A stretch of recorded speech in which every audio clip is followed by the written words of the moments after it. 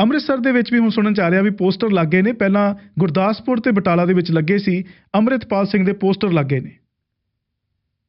ਬਿਲਕੁਲ ਇਸ ਤਰ੍ਹਾਂ ਲੱਗਦਾ ਕਿ ਪੁਲਿਸ ਜਿਹੜੀ ਲਗਾਤਾਰ ਕੋਸ਼ਿਸ਼ ਆ ਔਰ ਹਨੇਰੇ 'ਚ ਤੀਰ ਚਲਾ ਰਹੀ ਆ। ਕਦੇ ਬਟਾਲੇ ਪੋਸਟਰ ਲਾ ਦਿੰਦੀ ਆ, ਕਦੇ ਗੁਰਦਾਸਪੁਰ ਪੁਲਿਸ ਇਸ ਤਰ੍ਹਾਂ ਦੇ ਪੋਸਟਰ ਲਾ ਦਿੰਦੀ ਆ, ਔਰ ਜਿੰਨੀਆਂ ਜਨਤਕ ਥਾਵਾਂ, ਔਰ ਹੁਣ ਅੰਮ੍ਰਿਤਸਰ ਜਿਸ ਤਰ੍ਹਾਂ ਤੁਸੀਂ ਕਹਿ ਰਹੇ ਹੋ, ਅੰਮ੍ਰਿਤਸਰ ਦੇ ਵਿੱਚ ਵੀ ਰੇਲਵੇ ਸਟੇਸ਼ਨ ਤੇ, ਬੱਸ ਸਟੈਂਡ ਤੇ ਜਾਂ ਹੋਰ ਜਿੰਨੀਆਂ ਜਨਤਕ ਥਾਵਾਂ ਤੇ ਉੱਥੇ ਇਹ ਉਹਨਾਂ ਨੇ ਸੂਚਨਾ ਦਿੱਤੀ ਹੈ ਜਾਂ ਪੋਸਟਰ ਲਾਏ ਨੇ ਔਰ ਜਾਣਕਾਰੀ ਹਾਸਲ ਕਰਨ ਦੀ ਕੋਸ਼ਿਸ਼ ਕਰ ਰਹੀ ਹੈ। ਇਸ ਦਰਮਿਆਨ ਵਾਸੂ ਜੀ ਤੁਹਾਨੂੰ ਮੈਂ ਇਹ ਵੀ ਦੱਸਦਾ ਕਿ ਕੁਝ ਹੋਰ ਵੀ ਖਬਰਾਂ ਛਪੀਆਂ ਨੇ ਔਰ ਇਹ ਵੀ ਸਵਾਲ ਖੜੇ ਕੀਤੇ ਜਾ ਰਹੇ ਨੇ ਕਿ ਕੀ ਅੰਮ੍ਰਿਤਪਾਲ ਸਿੰਘ ਰਾਜਸਥਾਨ ਦੇ ਵਿੱਚ ਆ, ਕੀ ਉਹ ਹਨੂਮਾਨਗੜ੍ਹ ਦੇ ਵਿੱਚ ਆ, ਕੀ ਉਹ ਜੈਪੁਰ ਆ, ਬੀਕਾਨੇਰ ਆ, ਜੈਸਲਮੇਰ ਆ, ਕਿੱਥੇ ਆ? ਕਹਿਣ ਦਾ ਭਾਵ ਇਹ ਆ, ਔਰ ਤੁਹਾਨੂੰ ਇਹ ਵੀ ਯਾਦ ਹੋਣਾ ਵੈਸੇ ਰਾਜਸਥਾਨ ਦੇ ਵਿੱਚ ਵੀ ਇਸੇ ਤਰ੍ਹਾਂ ਦਾ ਅਲਰਟ ਜਾਰੀ ਕਰ ਦਿੱਤਾ ਗਿਆ। ਤੁਹਾਨੂੰ ਯਾਦ ਹੋਣਾ ਉੱਤਰਾਖੰਡ ਦੇ ਵਿੱਚ ਵੀ ਇਸੇ ਤਰ੍ਹਾਂ ਦਾ ਅਲਰਟ ਜਾਰੀ ਕੀਤਾ ਗਿਆ ਸੀ।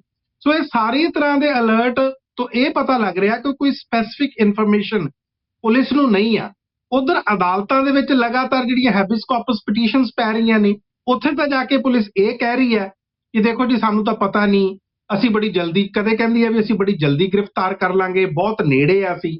ਔਰ ਦੂਸਰੇ ਪਾਸੇ ਜਿਹੜੇ ਪੋਸਟਰ ਲਾਏ ਜਾ ਰਹੇ ਨੇ ਉਸ ਤੋਂ ਇਹ ਪ੍ਰਭਾਵ ਪੈਂਦਾ ਕਿ ਪਤਾ ਉਹਨਾਂ ਨੂੰ ਕੋਈ ਨਹੀਂ ਹੈ, ਲੇਕਿਨ ਹਾਂ ਉਹਨਾਂ ਨੂੰ ਉਮੀਦ ਆ ਕਿ ਇਹਨਾਂ ਦਿਨਾਂ ਦੇ ਵਿੱਚ ਵਿਸਾਖੀ ਆ, ਇਕੱਠ ਹੋਣ ਜਾ ਰਹੇ ਨੇ, ਸ਼ਾਇਦ ਕਿਤੇ ਨਾ ਕਿਤੇ ਅੰਮ੍ਰਿਤਪਾਲ ਸਿੰਘ ਜਾਂ ਤਾਂ ਆਪਣੇ ਆਪ ਹੀ ਸਰੈਂਡਰ ਕਰ ਦੇ ਜਾਂ ਉਹਨਾਂ ਨੂੰ ਕਿਸੇ ਤਰ੍ਹਾਂ ਦੀ ਸੂਚਨਾ ਮਿਲ ਜੇ, ਤਾਂ ਕਿ ਜਿਹੜੀ ਇਸ ਟਾਈਮ ਲਗਾਤਾਰ ਉਹਨਾਂ ਦੀ ਭੱਜ ਦੌੜਾ 18 ਮਾਰਚ ਤੋਂ ਬਾਅਦ ਉਹ ਆਖਿਰਕਾਰ ਖਤਮ ਹੋਵੇ। ਪਰ ਏਦਾਂ ਹੁੰਦਾ ਨਹੀਂ ਹੋ ਰਿਹਾ ਜੀ ਵਾਸੂ ਜੀ। ਤੇ ਮਨਪ੍ਰੀਤ ਜੀ, ਬਠਿੰਡਾ ਦੇ ਮਿਲਟਰੀ ਸਟੇਸ਼ਨ ਦੇ ਵਿੱਚ ਜੋ ਸਾਰਾ ਵਾਕਿਆ ਹੋਇਆ, ਉਸ ਦੇ ਵਿੱਚ ਹੁਣ ਗੋਲੀ ਲੱਗਣ ਤੋਂ ਬਾਅਦ ਇੱਕ ਹੋਰ ਜਵਾਨ ਦੀ ਮੌਤ ਹੋ ਗਈ ਜੀ।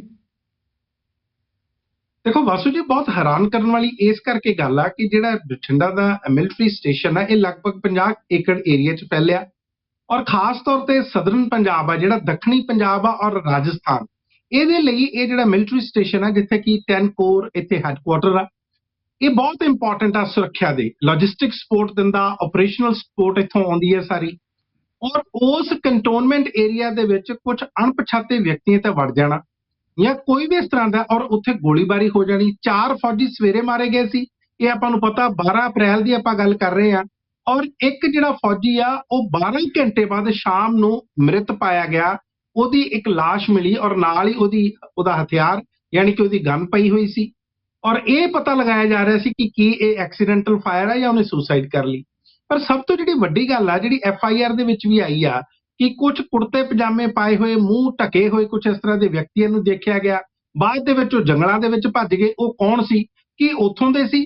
ਔਰ ਤੁਸੀਂ ਵਾਸੂ ਜੀ ਇਹਦੇ ਵਿੱਚ ਇਹ ਵੀ ਧਿਆਨ ਦਿਓ ਕਿ ਇੱਕ ਇਨਸਾਸ ਰਾਈਫਲ, ਉੱਥੋਂ ਦੀ ਰਾਈਫਲ ਜਿਹੜੀ ਸੀ ਉਹ ਗਾਇਬ ਹੁੰਦੀ ਆ 9 ਅਪ੍ਰੈਲ ਨੂੰ ਔਰ ਨਾਲ ਹੀ 28 ਜਿਹੜੇ ਸੀਗੇ ਕਾਰਟ੍ਰਿਜਸ ਜਾਂ 28 ਗੋਲੀਆਂ ਗਾਇਬ ਹੁੰਦੀਆਂ ਨੇ। ਔਰ ਉਸ ਤੋਂ ਬਾਅਦ ਤੁਸੀਂ ਦੇਖੋ 12 ਤਰੀਕ ਨੂੰ ਤੜਕੇ ਸਵੇਰੇ ਇਹ ਘਟਨਾ ਵਾਪਰ ਜਾਂਦੀ ਹੈ। ਕੀ ਕਿਸੇ ਨੇ ਕੋਈ ਤਹਿਕੀਕਾਤ ਨਹੀਂ ਕੀਤੀ? ਇਹ ਸਾਰੀ ਚੀਜ਼ ਨੂੰ ਕਿਤੇ ਨਾ ਕਿਤੇ ਸੁਰੱਖਿਆ ਦੇ ਮਾਮਲੇ ਦੇ ਨਾਲ ਮੈਨੂੰ ਲੱਗਦਾ ਬਹੁਤ ਵੱਡੀ ਛੇੜਛਾੜ ਆ। ਪੁਲਿਸ ਵੀ ਇਸ ਤੇ ਹਜੇ ਬਿਲਕੁਲ ਚੁੱਪ ਆ ਕਿਉਂਕਿ ਉਹਨਾਂ ਨੂੰ ਲੱਗਦਾ ਬੜਾ ਸੈਂਸਿਟਿਵ ਮਾਮਲਾ। ਆਰਮੀ ਜਾਂ ਡਿਫੈਂਸ ਵੱਲੋਂ ਵੀ ਇਸ ਤੇ ਕਿਸੇ ਤਰ੍ਹਾਂ ਦੀ ਕੋਈ ਜਾਣਕਾਰੀ ਸਾਂਝੀ ਨਹੀਂ ਕੀਤੀ ਜਾ ਰਹੀ। 5 ਬੰਦਿਆਂ ਦੀ ਭੇਦ ਭਰੇ ਹਾਲਾਤਾਂ ਦੇ ਵਿੱਚ ਮੌਤ ਹੋ ਜਾਣੀ, ਗੋਲੀਆਂ ਲੱਗਣ ਤੇ ਉਹਦੇ ਵਿੱਚ FIR ਦੇ ਵਿੱਚ ਇਹ ਲਿਖਿਆ ਜਾਣਾ ਕਿ 2 ਅਣਪਛਾਤੇ ਵਿਅਕਤੀ ਦੇਖੇ ਗਏ, ਕਿ ਉਹ ਅੰਦਰਲੇ ਸੀ, ਕਿ ਉਹ ਬਾਹਰਲੇ ਸੀ। ਸਵਾਲ ਬਹੁਤ ਸਾਰੇ ਨੇ ਪਰ ਜਵਾਬ ਹਜੇ ਕਿਤੋਂ ਵੀ ਨਹੀਂ ਆ ਰਹੇ ਜੀ ਵਾਸੂ ਜੀ। ਤੇ ਮਨਪ੍ਰੀਤ ਜੀ, ਸਾਬਕਾ ਕੈਬਨਿਟ ਮੰਤਰੀ ਸੁੰਦਰ ਸ਼ਾਮ ਅਰੋੜਾ, ਉਹਨਾਂ ਨੂੰ ਇੰਟਰਿਮ ਬੇਲ ਮਿਲ ਗਈ ਹੁਣ। ਬਿਲਕੁਲ, ਤੁਸੀਂ ਦੇਖੋ ਸੁੰਦਰ ਸ਼ਾਮ ਅਰੋੜਾ ਭਾਰਤੀ ਜਨਤਾ ਪਾਰਟੀ ਦੇ ਲੀਡਰ ਲੇਕਿਨ ਸਾਬਕਾ ਕਾਂਗਰਸ ਕੈਬਨਿਟ ਮੰਤਰੀ ਆ। ਬਾਅਦ ਦੇ ਵਿੱਚ ਆਪਾਂ ਨੂੰ ਸਾਰਿਆਂ ਨੂੰ ਪਤਾ ਕਿ ਕਿਸ ਤਰ੍ਹਾਂ ਇਹਨਾਂ ਨੇ ਭਾਰਤੀ ਜਨਤਾ ਪਾਰਟੀ ਜੁਆਇਨ ਜ਼ਰੂਰ ਕਰ ਲਈ ਸੀ। ਸ਼ਾਇਦ ਕਿਤੇ ਦਿਮਾਗ 'ਚ ਰਿਹਾ ਹੋਵੇ ਕਿ ਕੱਲ ਨੂੰ ਜਿਹੜੀ ਮੌਕੇ ਦੀ ਸਰਕਾਰ ਆ ਪੰਜਾਬ ਦੀ, ਆਮ ਆਦਮੀ ਪਾਰਟੀ ਦੀ ਸਰਕਾਰ, ਕਿਤੇ ਤੰਗ ਨਾ ਕਰੇ। ਔਰ ਜਿਸ ਤਰ੍ਹਾਂ ਦਾ ਇੱਕ ਤਰ੍ਹਾਂ ਦੀ ਪ੍ਰੋਟੈਕਸ਼ਨ ਮਿਲਦੀ ਆ ਭਾਰਤੀ ਜਨਤਾ ਪਾਰਟੀ ਦੇ ਵਿੱਚ ਜਾ ਕੇ, ਉਹ ਉਹਨਾਂ ਨੂੰ ਮਿਲੀ ਨਹੀਂ। ਗ੍ਰਿਫਤਾਰੀ ਹੋ ਜਾਂਦੀ ਆ ਉਹਨਾਂ ਦੀ 15 ਅਕਤੂਬਰ ਸੰਨ 2022 ਨੂੰ, ਜਦੋਂ ਕਥਿਤ ਤੌਰ ਤੇ ਉਹ ਇੱਕ AIG assistant inspector general Manmohan Kumar Sharma ਨੂੰ 50 ਲੱਖ ਰੁਪਇਆ ਦੇਣ ਦੀ ਕੋਸ਼ਿਸ਼ ਕਰਦੇ ਨੇ ਜਾਂ ਉਹਨਾਂ ਨੂੰ ਦਿੰਦੇ ਨੇ ਉਸੇ ਵਕਤ। ਔਰ ਉਸ ਤੋਂ ਪਹਿਲਾਂ ਉਹ ਮਨਮੋਹਨ ਸ਼ਰਮਾ ਨੂੰ ਉਹਨਾਂ ਦੇ ਘਰੇ ਜਾ ਕੇ ਮਿਲਦੇ ਆ, 1 ਕਰੋੜ ਰੁਪਏ ਦੀ ਆਫਰ ਕਰਦੇ ਆ। ਉਹ ਕਹਿੰਦੇ ਕਿ ਜਿੰਨੇ ਕੇਸ ਜਾਂ ਕਾਰਵਾਈਆਂ ਜਾਂ ਜਿੰਨੀਆਂ ਜਾਂਚਾਂ ਮੇਰੇ ਖਿਲਾਫ ਚੱਲ ਰਹੀਆਂ ਨੇ ਉਹਨਾਂ ਤੋਂ ਮੈਨੂੰ ਮੁਕਤ ਕਰ ਦਿਓ ਜਾਂ ਉਹਨਾਂ ਨੂੰ ਤਰੋ ਨਾ। ਇਸ ਸਾਰੀ ਖੇਡ ਦੇ ਵਿੱਚ ਉਦੋਂ ਫੜੇ ਗਏ ਔਰ 5 ਜਨਵਰੀ ਨੂੰ ਇਸੇ ਸਾਲ ਉਹਨਾਂ ਤੇ ਇੱਕ ਹੋਰ ਪਰਚਾ ਦਰਜ ਹੋ ਗਿਆ ਸੀ ਵਾਸੂ ਜੀ। ਉਹ ਸੀਗਾ ਇੰਡਸਟਰੀਅਲ ਪਲਾਟਸ 25 ਏਕੜ ਦੇ ਇੰਡਸਟਰੀਅਲ ਪਲਾਟ ਸੀ, ਉਹ ਇੱਕ ਰਜਿਸਟਰਡ ਕੰਪਨੀ ਨੂੰ ਗੁਲਮੋਹਰ ਟਾਊਨਸ਼ਿਪ ਪ੍ਰਾਈਵੇਟ ਲਿਮਟਿਡ ਨੂੰ ਦੇ ਦਿੱਤੇ ਜਾਂਦੇ ਨੇ। ਔਰ ਇਸ ਕਰਕੇ ਵੀ ਉਹਨਾਂ ਦੇ ਵੀ ਪਰਚਾ ਹੋਇਆ ਸੀ। ਇੱਕ IAS ਆਫੀਸਰ ਸੀ ਨੀਲਮਾ, ਉਹਨਾਂ ਦੇ ਵੀ ਪਰਚਾ ਦਰਜ ਹੋ ਗਿਆ ਸੀ। 10 ਹੋਰ ਅਫਸਰ ਸੀ, ਉਹਨਾਂ ਤੇ ਹੋਇਆ ਸੀ। ਹੁਣ ਇਹਨਾਂ ਦੋਨਾਂ ਮਾਮਲਿਆਂ ਦੇ ਵਿੱਚ 50 ਲੱਖ ਰੁਪਏ ਵਾਲੀ ਰਿਸ਼ਵਤ ਦੇ ਵਿੱਚ ਪਹਿਲਾਂ ਜ਼ਮਾਨਤ ਹੋ ਗਈ ਸੀ 28 ਮਾਰਚ ਨੂੰ, ਤੇ ਜਿਹੜੀ ਹੁਣ ਇਹ ਇੰਡਸਟਰੀਅਲ ਪਲਾਟਸ ਵਾਲਾ ਮਾਮਲਾ, ਇਹਦੇ ਵਿੱਚ ਸੁੰਦਰ ਸ਼ਾਮ ਅਰੋੜਾ ਨੂੰ ਬੀਤੇ ਦਿਨ ਪੰਜਾਬ ਤੇ ਹਰਿਆਣਾ ਹਾਈ ਕੋਰਟ ਤੋਂ ਰਾਹਤ ਮਿਲੀ ਆ, ਤੇ ਹੁਣ ਉਹ ਬਾਹਰ ਆ ਸਕਦੇ ਨੇ ਫਾਰਮੈਲਿਟੀਜ਼ ਵਗੈਰਾ ਪੂਰੀਆਂ ਕਰਕੇ। ਸੋ ਦੇਖਦੇ ਆ ਕਿ ਹੁਣ ਜਿਹੜੀ ਵਿਜੀਲੈਂਸ ਆ ਉਹ ਆਪਣੇ ਇਸ ਕੇਸ ਨੂੰ ਅਦਾਲਤ ਦੇ ਵਿੱਚ ਕਿਸ ਤਰ੍ਹਾਂ ਪੁਖਤਾ ਕਰਦੀ ਹੈ ਤੇ ਕਿਸ ਤਰ੍ਹਾਂ ਸਜ਼ਾਵਾਂ ਦਿਵਾਉਂਦੀ ਹੈ। ਜੀ ਵਾਸੂ ਜੀ। ਮਨਪ੍ਰੀਤ ਜੀ, ਹੁਣ ਜਲੰਧਰ ਦੇ ਵਿੱਚ ਜ਼ਿਮਨੀ ਚੋਣ ਹੋਣੀ ਹੈ ਤੇ ਕਾਂਗਰਸ ਦੇ ਉਮੀਦਵਾਰ ਨੇ ਕਰਮਜੀਤ ਕੌਰ, ਉਹਨਾਂ ਨੇ ਆਪਣੇ ਨੋਮੀਨੇਸ਼ਨ ਕਾਗਜ਼ ਜਿਹੜੇ ਦਰਜ ਕਰਾਏ ਨੇ ਤੇ ਉਸ ਪ੍ਰਦਰਸ਼ਨ ਦੌਰਾਨ ਕਾਂਗਰਸ ਵੱਲੋਂ ਏਕੇ ਦਾ ਪ੍ਰਦਰਸ਼ਨ ਕੀਤਾ ਗਿਆ। ਬਿਲਕੁਲ ਵਾਸੂ ਜੀ, ਏਕਾ ਤਾਂ ਜ਼ਰੂਰ ਪ੍ਰਦਰਸ਼ਨ ਹੋਇਆ, ਪਰ ਇਹ ਕਿੰਨੀ ਕੁ ਦੇਰ ਤੱਕ ਰਹੇਗਾ ਇਹ ਖੈਰ ਇਸ ਤੇ ਸਾਰੇ ਆਪਾਂ ਭਲੀ ਭੰਤੀ ਇਹ ਤੇ ਸਾਰੇ ਵਿਚਾਰ ਕਰ ਸਕਦੇ ਹਾਂ। ਲੇਕਿਨ ਇੱਕ ਗੱਲ ਆ ਕਿ ਰੇਅਰ ਯੂਨਿਟੀ ਕਰਮਜੀਤ ਕੌਰ ਕਾਂਗਰਸ ਦੀ ਕੈਂਡੀਡੇਟ ਚੌਧਰੀ ਸੰਤੋਖ ਸਿੰਘ ਦੀ ਪਤਨੀ ਜਦੋਂ ਉਹ ਆਪਣੇ ਨੋਮੀਨੇਸ਼ਨ ਫਾਈਲ ਕਰਨ ਜਾਂਦੇ ਨੇ ਤੇ ਤੁਸੀਂ ਦੇਖੋ ਉੱਥੇ ਹਰੀਸ਼ ਚੌਧਰੀ ਜਿਹੜੇ ਪੰਜਾਬ ਦੇ ਮਾਮਲਿਆਂ ਦੇ ਇੰਚਾਰਜ ਤਾਂ ਹੈ ਹੀ ਹੈ, ਇਸ ਤੋਂ ਇਲਾਵਾ ਕਾਂਗਰਸ ਦੇ ਪੰਜਾਬ ਦੇ ਪ੍ਰਧਾਨ ਅਮਰਿੰਦਰ ਸਿੰਘ ਰਾਜਾ ਵੜਿੰਗ, ਇਸੇ ਤਰ੍ਹਾਂ ਲੀਡਰ ਆਫ ਦੀ ਆਪੋਜੀਸ਼ਨ ਪ੍ਰਤਾਪ ਬਾਜਵਾ ਤੋਂ ਲੈ ਕੇ ਨਵਜੋਤ ਸਿੰਘ ਸਿੱਧੂ, ਰਜਿੰਦਰ ਕੌਰ ਭੱਠਲ ਔਰ ਨਵਜੋਤ ਸਿੰਘ ਸਿੱਧੂ ਜਿਨ੍ਹਾਂ ਨੂੰ ਪਿਛਲੇ ਦਿਨਾਂ 'ਚ ਮਨਾਉਣ ਗਏ ਸੀ, ਅਵਤਾਰ ਸਿੰਘ ਹੈਨਰੀ, ਇਸੇ ਤਰ੍ਹਾਂ ਉੱਥੇ ਮਹਿੰਦਰ KP, ਰਾਣਾ ਗੁਰਜੀਤ, ਇਹ ਸਾਰੇ तमाम ਤਰ੍ਹਾਂ ਦੇ ਲੀਡਰ ਉੱਥੇ ਦੇਖੇ ਜਾ ਸਕਦੇ ਸੀ। ਹਰ ਕੋਈ ਇੱਕ ਦੂਸਰੇ ਨੂੰ ਬਾਹਾਂ ਫੜ ਕੇ ਬਿਠਾ ਰਿਹਾ ਸੀ। ਫਿਰ ਇੱਕ ਬੱਸ ਵੀ ਲੈ ਕੇ ਆਂਦੀ ਗਈ ਸੀ, ਉਹਦੇ ਵਿੱਚ ਵੀ ਇੱਕ ਦੂਸਰੇ ਨੂੰ ਚੜਾ ਕੇ ਲੈ ਕੇ ਜਾ ਰਹੇ ਸੀ। ਕੀ ਕਿਤੋਂ ਫਰਮਾਨ ਆਇਆ, ਕੀ ਕਿਤੋਂ ਉੱਪਰੋਂ ਹਾਈ ਕਮਾਂਡ ਤੋਂ ਕਿਹਾ ਗਿਆ ਕਿ ਤੁਸੀਂ ਵੱਖਰੇ ਵੱਖਰੇ ਨਾ ਦਿਸੋ, ਇਕੱਠੇ ਦਿਸੋ, ਜਾਂ ਕਾਂਗਰਸ ਨੂੰ ਲੱਗਦਾ ਕਿ ਇਹ ਸੀਟ ਲਗਭਗ ਕਿਉਂਕਿ ਸਿੰਪਥੀ ਜ਼ਰੂਰ ਮਿਲੇਗੀ, ਇਹ ਅਸੀਂ ਜਿੱਤ ਸਕਦੇ ਹਾਂ ਤੇ ਕੋਈ ਕ੍ਰੈਡਿਟ ਲੈਣ ਤੋਂ ਪਿੱਛੇ ਨਾ ਰਹਿ ਜੇ। ਪਰ ਹਾਂ, ਜਿਸ ਤਰ੍ਹਾਂ ਮੈਂ ਪਹਿਲਾਂ ਕਿਹਾ ਸੀ, ਇਹ ਕ੍ਰੈਡਿਟ ਜਿਹੜਾ ਜਾਂ ਜਿਹੜੀ ਯੂਨਿਟੀ ਆ ਉਹ ਲੋਕਾਂ ਦੇ ਵਿੱਚ ਕਿੰਨੀ ਕੁ ਦੇਰ ਤੱਕ ਇਸੇ ਤਰ੍ਹਾਂ ਨਜ਼ਰ ਆਏਗੀ ਇਹ ਤਾਂ ਸਮਾਂ ਦੱਸੂਗਾ। ਪਰ ਤੁਸੀਂ ਇੱਕ ਚੀਜ਼ ਦੇਖੋ, ਜੇ 1952 ਤੋਂ ਲੈ ਕੇ ਸਨ 2019 ਤੱਕ ਜਲੰਧਰ ਕਨਸਟੀਟਿਊਂਸੀ ਦੀ ਬਣਤਰ ਦੇਖੀਏ, ਰਿਜ਼ਰਵ ਕਨਸਟੀਟਿਊਂਸੀ ਆ, 9 ਅਸੈਂਬਲੀ ਸੈਗਮੈਂਟਸ ਨੇ ਇੱਥੇ ਵਾਸੂ ਜੀ, ਔਰ ਇਹਨਾਂ ਦੇ ਵਿੱਚੋਂ 5 ਉੱਤੇ ਕਾਂਗਰਸ ਕਾਬਜ਼ ਆ। ਹਾਲਾਂਕਿ ਤੁਹਾਨੂੰ ਪਤਾ ਹੀ ਆ ਸਨ 2022 ਦੇ ਵਿੱਚ ਆਮ ਆਦਮੀ ਪਾਰਟੀ ਬਹੁਤ ਵੱਡੇ ਪੱਧਰ ਤੇ ਜਿੱਤ ਕੇ ਆਈ ਆ, ਪਰ ਜਲੰਧਰ ਜਿਹੜੀ ਪਾਰਲੀਮੈਂਟਰੀ ਕਨਸਟੀਟਿਊਂਸੀ ਆ ਉਹਦੇ ਵਿੱਚੋਂ ਅੱਜ ਵੀ ਨੈਸ਼ਨਲ ਜਿਹੜੀ ਇੰਡੀਅਨ ਨੈਸ਼ਨਲ ਕਾਂਗਰਸ ਹੈ ਜਾਂ ਕਾਂਗਰਸ ਪਾਰਟੀ ਆ, ਉਹ ਕਿਤੇ ਨਾ ਕਿਤੇ ਡੋਮੀਨੈਂਸ ਆ ਉਹਦੀ। 4 ਸੀਟਾਂ ਆਮ ਆਦਮੀ ਪਾਰਟੀ ਕੋਲੇ ਆ, ਔਰ ਜਿਸ ਤਰ੍ਹਾਂ ਹੁਣ ਲਗਭਗ ਸਾਰੇ ਕੈਂਡੀਡੇਟਸ ਕਲੀਅਰ ਹੋ ਗਏ ਨੇ, ਤੁਸੀਂ ਦੇਖੋ 5 ਵਾਰੀ ਇੱਥੋਂ ਕਾਂਗਰਸ ਜਿੱਤੀ ਆ, 2 ਵਾਰੀ ਇੱਥੋਂ ਸ਼੍ਰੋਮਣੀ ਅਕਾਲੀ ਦਲ ਦਾ ਕੈਂਡੀਡੇਟ ਜਿੱਤਿਆ ਤੇ 2 ਵਾਰੀ ਇੱਥੋਂ ਭਾਰਤ ਦੇ ਪ੍ਰਧਾਨ ਮੰਤਰੀ ਰਹੇ ਇੰਦਰ ਕੁਮਾਰ ਗੁਜਰਾਲ, ਉਹ ਜਨਤਾ ਦਲ ਤੋਂ ਹੁੰਦੇ ਸੀ ਔਰ ਉਹ ਸ਼੍ਰੋਮਣੀ ਅਕਾਲੀ ਦਲ ਦੀ ਸਪੋਰਟ ਨਾਲ ਜਿੱਤੇ ਆ। ਸੋ ਜਲੰਧਰ ਦੀ ਜਿਹੜੀ ਕਨਸਟੀਟਿਊਂਸੀ ਦੀ ਬਣਤਰ ਬਿਲਕੁਲ ਡਿਫਰੈਂਟ ਆ, ਪਰ ਦੇਖਦੇ ਆ ਜਿਸ ਤਰ੍ਹਾਂ ਆਮ ਆਦਮੀ ਪਾਰਟੀ ਨੇ ਸਾਰਿਆਂ ਨੂੰ ਸਰਪ੍ਰਾਈਜ਼ ਕੀਤਾ ਸੀ ਸਨ 2022 ਦੇ ਵਿੱਚ, ਕਿ ਇਸ ਵਾਰੀ ਵੀ ਇਹ ਜਿਹੜੀ ਬਾਈ ਇਲੈਕਸ਼ਨ ਆ ਉਹ ਸਰਪ੍ਰਾਈਜ਼ ਕਰੇਗੀ, ਇਹ ਸਮਾਂ ਦੱਸੇਗਾ। ਜੀ ਵਾਸੂ ਜੀ। ਤੇ ਮਨਪ੍ਰੀਤ ਜੀ, ਸਰਕਾਰੀ ਦਫ਼ਤਰਾਂ ਦੀਆਂ ਜਿਹੜੀਆਂ ਟਾਈਮਿੰਗਸ ਬਦਲੀਆਂ ਜਾਣੀਆਂ ਨੇ, ਇਸ ਸੰਬੰਧ ਵਿੱਚ ਸੁਖਬੀਰ ਸਿੰਘ ਬਾਦਲ ਤੇ ਮੁੱਖ ਮੰਤਰੀ ਭਗਵੰਤ ਮਾਨ ਇੱਕ ਦੂਜੇ ਤੇ ਤੰਜ ਕੱਸ ਰਹੇ ਨੇ। ਬਿਲਕੁਲ, ਤੁਸੀਂ ਦੇਖੋ ਸ਼੍ਰੋਮਣੀ ਅਕਾਲੀ ਦਲ ਦੇ ਪ੍ਰਧਾਨ ਸੁਖਬੀਰ ਸਿੰਘ ਬਾਦਲ, ਦਰਅਸਲ ਹੋਇਆ ਇਹ ਵਾਸੂ ਜੀ, ਪਿਛਲੇ ਦਿਨਾਂ ਦੇ ਵਿੱਚ ਸਰਕਾਰ ਨੇ ਇੱਕ ਐਲਾਨ ਕੀਤਾ ਕਿ 2 ਮਈ ਤੋਂ ਜਿਹੜੇ ਸਰਕਾਰੀ ਦਫ਼ਤਰ ਆ ਉਹਨਾਂ ਦਾ ਜਿਹੜਾ ਟਾਈਮਿੰਗ ਆ, ਉਹਨਾਂ ਦਾ ਸਮਾਂ ਉਹ ਬਦਲ ਦਿੱਤਾ ਜਾਏਗਾ। ਸਵੇਰੇ 7, 7:30 ਤੋਂ ਲੈ ਕੇ ਦੁਪਹਿਰ ਦੇ 1:30 ਜਾਂ 2 ਵਜੇ ਤੱਕ ਇਹ ਸਮਾਂ ਰਹੇਗਾ। ਅੱਛਾ, ਇਹਦੇ ਕਾਰਨ ਵੱਖਰੇ ਵੱਖਰੇ ਦੱਸੇ ਜਾ ਰਹੇ ਨੇ। ਕੁਝ ਕਹਿ ਰਹੇ ਨੇ ਕਿਉਂਕਿ ਗਰਮੀ ਆਉਣ ਵਾਲੇ ਦਿਨਾਂ ਦੇ ਵਿੱਚ ਗਰਮੀ ਬਹੁਤ ਪੈਣ ਜਾ ਰਹੀ ਆ, ਆਲਰੇਡੀ ਪੇਸ਼ਨਗੋਈ ਹੋ ਗਈ ਆ ਕਿ 40 ਡਿਗਰੀ ਤੋਂ ਸੈਲਸੀਅਸ ਤੋਂ ਟੈਂਪਰੇਚਰ ਟੱਚ ਕਰਨ ਲੱਗ ਗਿਆ ਤੇ ਆਉਣ ਵਾਲੇ 3-4 ਦਿਨਾਂ 'ਚ ਬਹੁਤ ਗਰਮੀ ਪਏਗੀ, ਇੱਕ ਗੱਲ।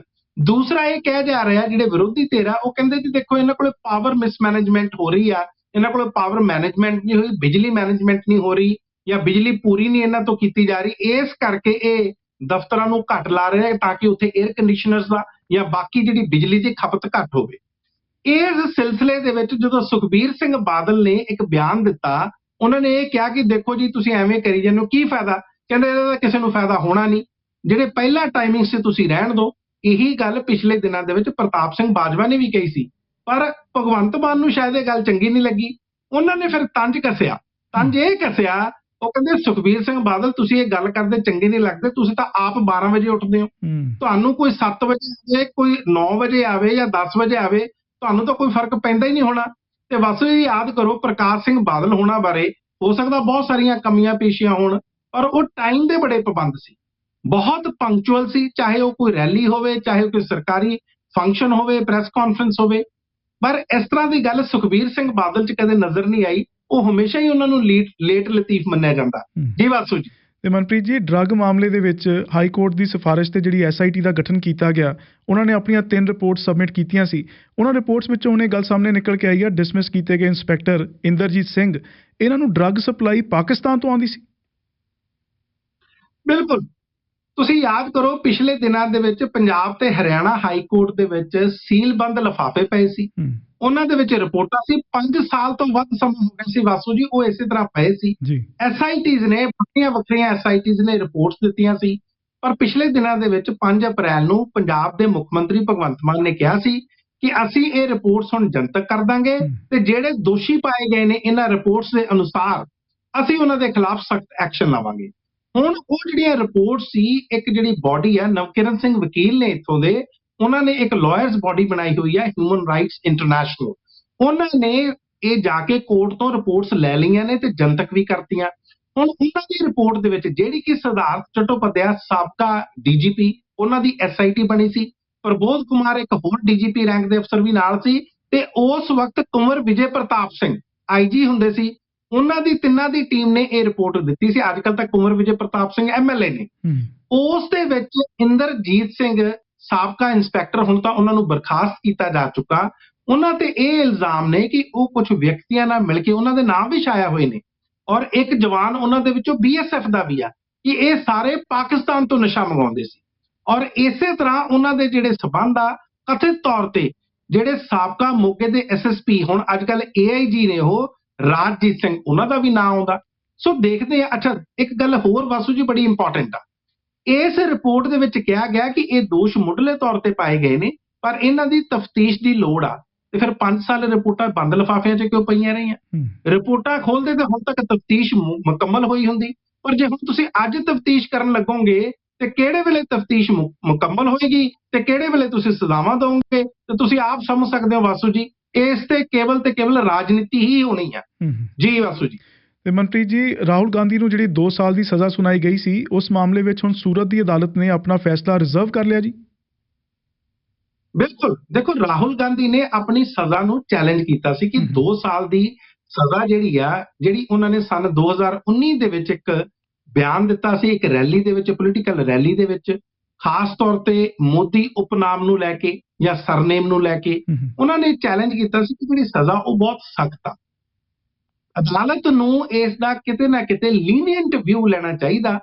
2 ਸਾਲ ਦੀ ਸਜ਼ਾ ਦਾ ਮਤਲਬ ਆ ਕਿ ਮੇਰੀ ਜਿਹੜੀ ਮੈਂਬਰ ਪਾਰਲੀਮੈਂਟ ਦੀ ਜਿਹੜੀ ਮੈਂਬਰਸ਼ਿਪ ਆ, ਜਿਹੜੀ ਮੇਰੀ ਸਦੱਸਿਅਤਾ, ਉਹ ਇਮੀਡੀਏਟਲੀ ਚਲੀ ਜਾਏਗੀ, ਔਰ ਚਲੀ ਵੀ ਗਈ।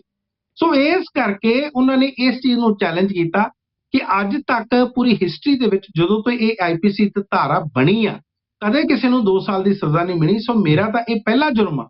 ਤਾਂ ਉਹਨਾਂ ਦੇ ਵਕੀਲ ਨੇ ਜਿਹੜਾ ਕੀਤੀ, ਕਿਉਂਕਿ ਰਾਹੁਲ ਗਾਂਧੀ ਨੂੰ ਐਗਜ਼ੰਪਸ਼ਨ ਮਿਲੀ ਹੋਈ ਸੀ, ਉਹਨਾਂ ਨੇ ਪਰਸਨਲੀ ਪੇਸ਼ ਨਹੀਂ ਸੀ ਹੋਣਾ। ਹਾਂ, ਇਹ ਗੱਲ ਤੁਹਾਡੀ ਬਿਲਕੁਲ ਠੀਕ ਆ ਕਿ ਰਾਖਵਾਂ ਰੱਖ ਲਿਆ ਗਿਆ, ਔਰ ਇਸ ਦਾ ਜਿਹੜਾ ਫੈਸਲਾ ਅਦਾਲਤ ਹੁਣ 20 ਅਪ੍ਰੈਲ ਨੂੰ ਸੁਣਵਾਏਗੀ। ਜੀ ਵਾਸੂ ਜੀ। ਮਨਪ੍ਰੀਤ ਜੀ, ਇਹਨਾਂ ਸਾਰੀਆਂ ਖਬਰਾਂ ਲਈ, ਇਸ ਸਾਰੇ ਐਨਾਲਿਸਿਸ ਲਈ ਤੁਹਾਡਾ ਬਹੁਤ ਧੰਨਵਾਦ ਜੀ। ਕੱਲ ਫਿਰ ਗੱਲਬਾਤ ਹੋਏਗੀ। ਬਹੁਤ ਬਹੁਤ ਧੰਨਵਾਦ ਤੁਹਾਡਾ ਵੀ ਵਾਸੂ ਜੀ।